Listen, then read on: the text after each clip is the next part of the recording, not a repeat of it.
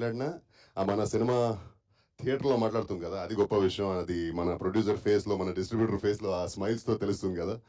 So that is what is important. మొన్నటి వరకు ఇది మన సినిమా, మొన్నటి నుంచి ఇది మీ సినిమా. నెగిటివిటీ అంటే ఎప్పుడు మన సినిమాలో ఉన్నట్టు దేవుడు దేవుడు దైవశక్తి తెలియాలి అంటే దుష్టశక్తి అలా ఉండాలి కదా. సో అది ఉంటేనే దైవశక్తికి ఒక విలువ. ఆ దుష్టశక్తిని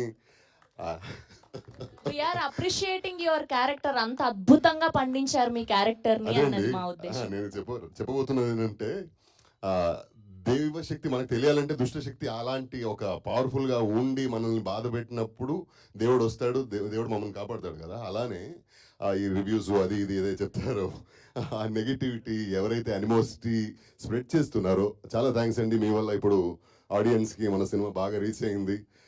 any publicity is good publicity for that fact. అంటే సి వీలైతే మంచి చెప్పు, మంచి స్ప్రెడ్ చేయు, share good things, spread love, spread Joy.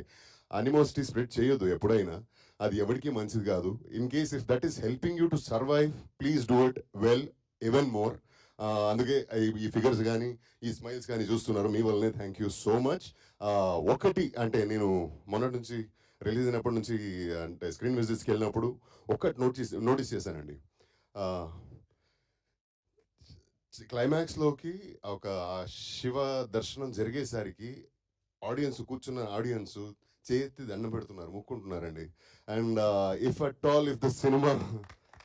The cinema hasn't influence them, వాళ్ళకి నచ్చకపోతే ఏమి చేయరు.